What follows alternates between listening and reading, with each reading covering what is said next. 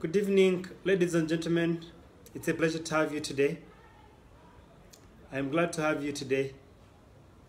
My name is Jonan Kandwandaho, and I'm the Managing Director at Jonaki Holdings Limited. At Jonaki Holdings Limited, we offer credits, we give loans. So it's a pleasure to have you, and we always meet here every Friday from 5:30 to 6 p.m. every week. So every Friday of the week, we are here discussing business and sharpening one another. So it's a pleasure to have you. I am glad that you're tuned in this Friday. Well, so what we talk about every Friday is basically how we've been faring in business, how we are performing, and the key topics that are very interesting and that are very pertinent to enable our growth. Because if you start a business, it's important that it grows from point A to point B to point C. So you start a business with an intention to grow. If you don't have that intention, it's unfortunate, but that is the intention. So today we have quite an interesting topic, and that is raising capital in business. You must have heard from colleagues, from family, friends, from relatives, from workmates, from a number of people, and business people more so, telling you, I don't have capital, I have this great concept, I have this great idea, but I lack capital. So capital is very pertinent in business. Very, very key. Capital is what you start with. Capital is what helps you move from one step to the other. Capital is what funds your business to take off. So capital is very, very important. But to start with, if you go to the real actual definition of capital, it comes from I think a Greek word called capitos, which means mind. So meaning that if you are an entrepreneur, you already have the mind. If you have that idea, if you have that concept, you already have the mind, which is the key capital. Now, if you are to go to the actual sense of capital, or the actual renowned definition of capital, which is money that you use to fund your business, it's what we're going to hinge our discussion today. So where is it, if you have the concept, if you have the idea, where is it that you can get the actual money to get your concept to fruition, or to get your idea to fruition, to get your idea to produce the results, the products that you intend to produce? So what first set down the ground rules that you have to look at. The ground rules that you have to look at before injecting your capital. The first thing to start with is that before you put in your money or do anything else, first make sure that you have something to start with as a person or as a business. It's important that as you look out for capital, the business should have started and should have taken off somehow. So meaning that you should not start from point zero or source for money when you've not tested your concept. You should not look for money outside before you test your concept. So it's important that you first test the idea or the concept that you have, prove that it can work, and then you can actually acquire additional capital through the different means or through the different areas that I'm going to share with you. So first test your concept, first test your idea. That's when you're going to actually benefit from the capital you'll acquire or get from other means that I'm going to outline down there. Because if you not, the capital that you might get might actually leave you deprived or leave you more poorer than when you actually acquired it. So meaning that you might acquire money and it turns out to be tricky. The money might become hard for you and it leaves you even more poorer than when you actually got it. So if you've not tested your concept and you get money from somewhere, it might even not only cause closure of your business, but also it might actually affect you to sell your assets, the property that you have acquired. That's a good ground rule number one. So you should have started and the concept should be tested, the idea should be tested. So the money that you acquire, the capital that you acquire should be in addition to what you've actually done. Ground rule number 2. In case you fail to pay the capital or the amount of money that you have acquired from outside, the business should be able to stand. So meaning that the business that you're running should be feasible enough or should be viable enough to run. So the money that you acquire should be supplement, or the capital that you acquire should be supplement to the already existent. So if I have a business for worth 5 million, it might be tricky, or it's not advisable that you get a loan or source for funding of 20 million. Because then, in case things go wrong, you might have to sell your business and you might not even have enough money to refund the money that you acquired. So meaning that you have to touch on your assets. So it's pertinent that if you have a business worth 5 million or 10 million, you get amount of money that is commensurate or relative to what you have at hand.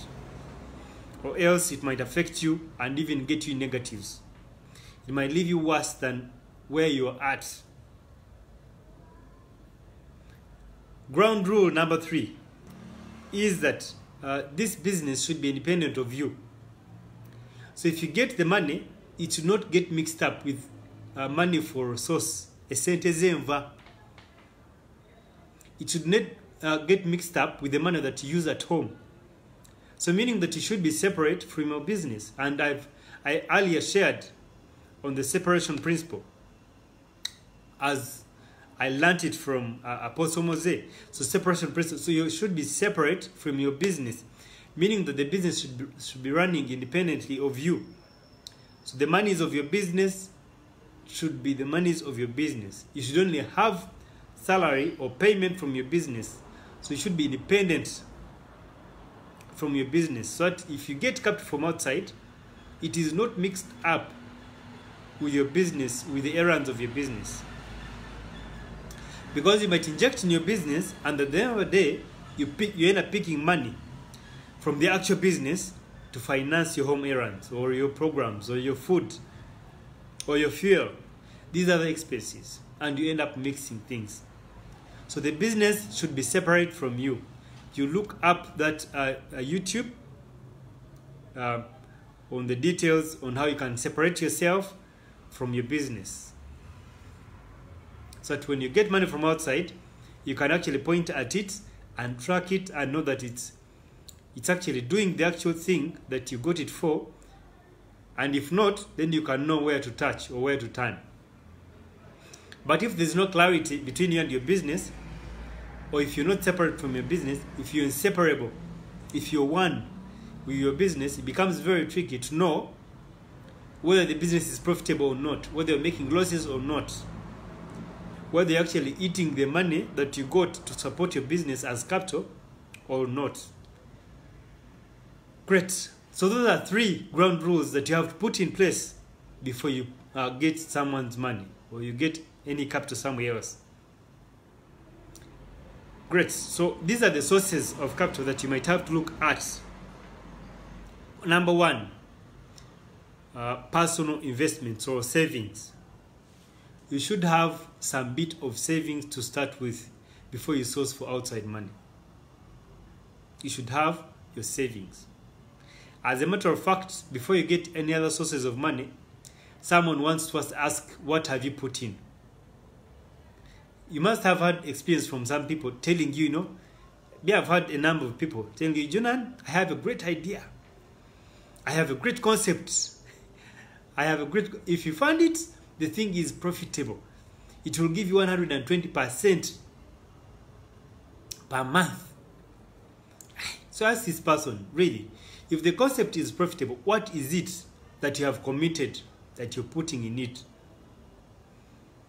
The person tells you, I've not invested in it, I'm hesitant. Now, if you yourself cannot risk to invest in that venture, how are you going to convince someone else to invest in it? So you first buy in the thing, invest in your savings or invest in your money before you persuade someone to invest in it. That shows you already have the buy-in. You already bought into the idea before interesting someone else. Or else you will not see anyone investing in that venture. So to start with, use your personal savings, use your personal money, invest in that concept and idea, let it take off, and then you can interest someone else or raise capital from somewhere else. So starting point of raising capital is personal savings. If you've not been saving, point is now to start saving so that you can actually fund your business for starters or proof of concept. Some other people ask for proof of concept. So before you ask or source for any funding, you have to have proof of concept. And you can only prove concept using your personal money or your personal savings. That's why it's important that if you've not been saving, start saving yesterday. Number two, or the second source of where you can actually raise capital, it's called love money. Love money. Not essentialism kwano, but love money. Now this love money is the money that you can get from friends, from relatives, from colleagues, even from parents. There are some parents who are courteous enough, they even give you money interest-free. You see, Jonan, because of the idea that you have, it looks good, you have even proven concept by investing your personal money, and it has taken off. So now I am ready to invest 100 million in your business, interest-free. So you can actually pay back maybe after 1 year or 2 years. So you can raise capital through love money. Relatives, friends, colleagues. This is the sweetest money you can ever have. Why? Because first of all, the interest is not as high. Secondly, they have much trust in you that you actually progress. So they are a bit supportive. 3 is that you've already proven concept by putting in your savings and you're good to go. But you also realize that whereas it's important or advantageous that you get this love money from friends or relatives, usually they cannot commit much, because most of these people in this category can commit the amount of money they are ready to lose. So if you have a business that is worth $1 million and perhaps you want maybe 500,000 US dollars, they might not be able to raise that amount of money. So meaning that you might not be able to address the issue that you have at hand or step up the business that you have at hand. So in this case, most of these guys in this category are willing to commit the amount of money they are ready to lose. Because sometimes they say, no, let me risk this guy. Because he's my colleague, he's my relative, I can afford to risk this amount of money. So in this aspect, they do not raise the amount of money that may need. So that's what it is, the con with love money. Secondly, or the second disadvantage of love money is that you stand a risk of losing that relationship in case you fail to pay. If you find the concept or the idea or the business, if you already have a running business, is that in case you fail to pay, you run losing a relationship or a friendship. So it's important also that you consider that before you get this money from a friend or a colleague or relative, you put it into consideration. Do not take their money for granted just because they are colleagues or they are friends, they are relatives. Your relationship with them is way worth, or it's way bigger or larger than the amount of money they've committed. And it's not good that you take their trust in you for granted. So as you take this love money or this investment from friends, relatives, or family, consider that. So if you've been yearning or struggling, looking for capital, it's now time to scroll through your mobile phone and look at the potential family members or colleagues or relatives that can actually raise some money to support your business. If you can get this money interest-free, the better. If it's some small interest, still good.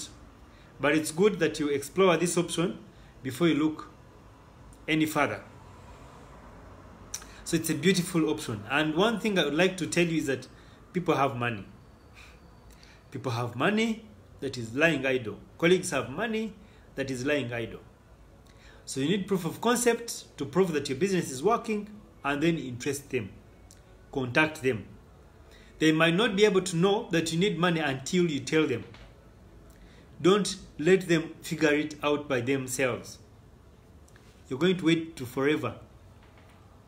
That's the bad news or the good news I can tell you.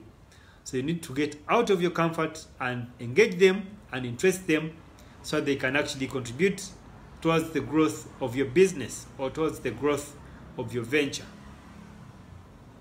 So love money is sweet from colleagues, relatives, and friends, but don't take advantage of them. Make sure if they give you the money or the capital, then you can actually pay it back. Third, I've so far covered two. Your personal savings, you can invest in using your personal savings. You can use love money. Then the third is the venture capital.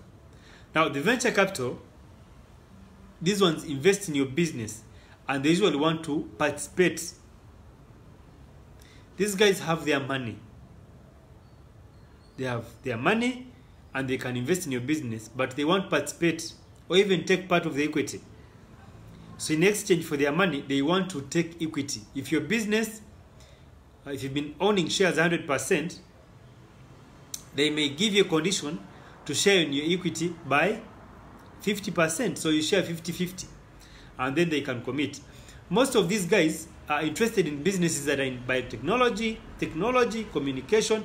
So if you lie in any other area, you might have to convince them a lot. If you lie in agriculture, if you fatten bulls, if you fatten cows, if you graze goats, if you do the tilling of the ground, the real cultivation, plantation, coffee, you must struggle very hard to get money from venture capitalists. So they're interested in those technology-related things where they can fund and participate in the equity. They have the assurance of the growth and they can risk their money. So usually they want to participate or they want to be stakeholders in your business. You should be able to actually sell them or do an agreement, an MOU with them to take part of your business. If you're not ready for that, do not interest them to fund your business, or else you might have to look to another option. So venture capitalist is one of the options that you might have to look at. So the advantage with these guys is that they have money. If you're in need of 500,000 US dollars, they can ably commit it. If it's $1 million, they can ably commit it because they have the money. But your business has to tally or has to be in an area of their interest. If it's outside the area of their interest, it might be very hard to fund it. So you need to consider this before you actually engage the venture capitalists. So as you're looking out for a way of sourcing for capital, it's important that you look at this as well, or you consider that as well. 4, incubators, business incubators. Now, these are guys who have facilities. They have facilities. They can incubate your business until it becomes profitable so that you can stand on your own. In exchange for this, they might ask for some little bit of money. There are some incubators who are government facilities. And this usually also applies to technology-related businesses. You have a tech-related idea or a concept. They'll come and incubate you until you grow, and then you can actually thrive on your own. So, they are incubators, business incubators. Most of those facilities are government facilities and they give you timelines. Tell you in 1 year or 2 years, you should be able to stand on your own and be profitable and you can take off. So they can take on another business. So if you've been struggling, it's now time to explore if there's any university or research institution or government institution that can incubate you until you can actually stand on your own, become profitable, then they can release you to go and thrive. The 5th one is grants. Grants and subsidies. So governments give grants. There are donors who give grants. Usually, this money is tricky. You have to really, really, really work for it. You have to prove concept. You have to write a very good proposal. There are lots of the requirements that they require of you before they release the money. So you should be able to toil back and forth, even when you don't have the guarantee that the money will come through. So this should be among the list of the list, and you should be able to actually work for it. If it's a grant, if it's a subsidy, you have to work really, really for it. So it's one of the options you might have to look at. This is more like free money. Because if I give you a grant, I'm granting to your business. Sometimes it's interest-free and it can support your business to grow. But a grant has conditions and terms that you have to abide by, that you have to prove before you access this grant. So before you think of a grant, first make sure that you meet the requirements so that you don't waste your time and your efforts. And then two is that you should have some bit of proof of concept that the idea that you're pushing is actually feasible. So that's what you need to look at for a grant. 6, angel money. They call them angels. These are called angels. These are guys, these are CEOs, these are experienced professionals that have amassed their money. They have mastered the art of money. They have amassed the money, and they are ready to fund your venture. That's why they are called angels. Usually these guys are experienced.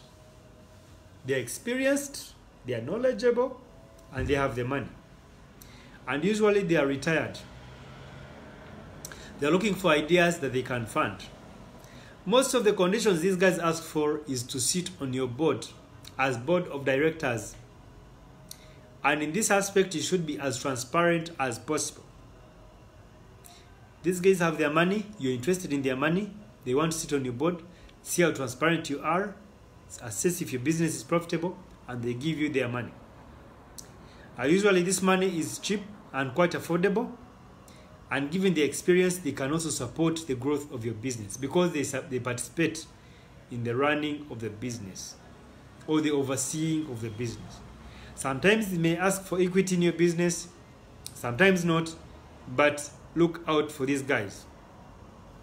Usually these retirees or the retired guys that have their money have their groups. So you have to actually look out for their groups.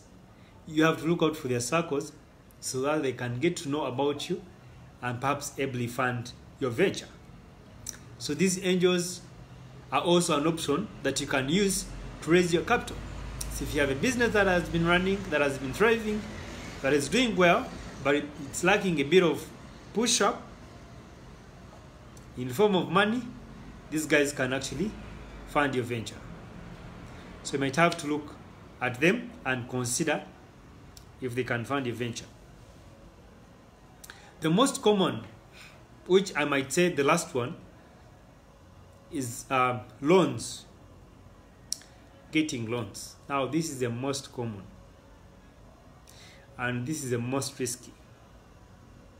First of all, if you get a loan and you've not proved concept of your idea, if your business is not already running and you get a loan from commercial banks or any other financial institutions, it might kick your business out of the way. You might close shop. So banks are available, financial institutions are available to fund your business. This should be the last resort. Why? Because usually capital is expensive. If you're to get money from these guys, from these financial institutions, capital is expensive. So meaning that if your business is not already profitable, you'll get out of business. And you might even lose the assets that you have accumulated or even acquired. You've had businesses where they tell you, I don't know what happened. The business was running very well, but by the time you realize, the guy is closing shop. So it's important that you first consider different other options before you look out for a loan. 2, it's important that your business that you're running is already thriving, is already profitable. It can actually service the loan and thrive So this loan should be looked at as a last resort. The challenge in business, in entrepreneurship, that it has always been, is looking out for a loan right from the word go. Even when the business has not picked up, even when you've not taken a step, you want a loan. And that's why most of the financial institutions will ask for your bank statements, will ask for your financials. Because most of them, the interest is not the collateral that you have, is not what you're committing, but your ability to pay back. Because if I give an example of Jonaki Holdings Limited, because we also give credit, we also support with some bit of capital, we need to be sure, because our interest is not the collateral that you're committing to us, but rather your financial viability and feasibility, your financial stability to actually pay back and still thrive. We are not interested in your collateral, but your ability to pay back and also progress and continue to grow. I would like to associate with you that, you know what, Jonaki Holdings Limited supported us and our business has picked up and it has grown from point A to point B to point C. It has grown from employing 2 people, it's now employing 100 people. You'd like to associate with such a business rather than clashing with them and they cannot even refer you to other businesses. So it's important that before you step out for a loan, even when you have a collateral, because you might end up even losing the collateral that you're committing. Someone has land, someone has an asset, the business is barely progressing and you want to acquire a loan. You're going to fund that business, and if you're already making losses, you're going to exaggerate the losses. You're going to magnify the losses. You're going to multiply the losses. If the business is not profitable, even if you inject 1 billion shillings in it, it will still magnify the losses. If you've been making losses of 5 million, you're going to start making losses of 100 million. Why? Because you've magnified the losses. By getting another loan, by acquiring a loan and investing in a business that is already making losses. So the business that should maximize on the loans should already be profitable, so that when you invest in it, it can actually grow the more. Be able to pay the loan and sustain itself and grow to another step. The challenge that entrepreneurs have been making, businessmen have been making, is to fund a business that is not growing, that is struggling, especially in this COVID time. We have experienced a lot of clients that come to us, you know, Jonaki Holdings, we need money. But you look at their financials, they are struggling. That even if you funded this business, even if you recapitalized them, they cannot pick up. They are already struggling. So it's important that they use interest-free money, that they explore the other options before they come for a loan. Because a loan might actually get them in a deeper ditch. And the collateral they are committing, which is a car or a land title, they might actually lose it. So most of the colleagues I talk to, not that I don't have business, but I sit them now and tell them that, look, the business that you want money to inject in is not profitable. So how about you first polish up, do a separation principle, step up the business, tie in knots here and there, and then you can actually acquire a loan. Or else, you're going to lose the collateral that you're committing. Because, truthfully speaking, the business is not doing well. And usually, if someone insists and you can commit some bit of money, we commit it. And it's not us to blame. But usually, we advise. And that's the role of mentors and coaches and business people that are already doing what you're doing so they can walk the journey with you. I've always said it, I've always emphasized it in all my talks.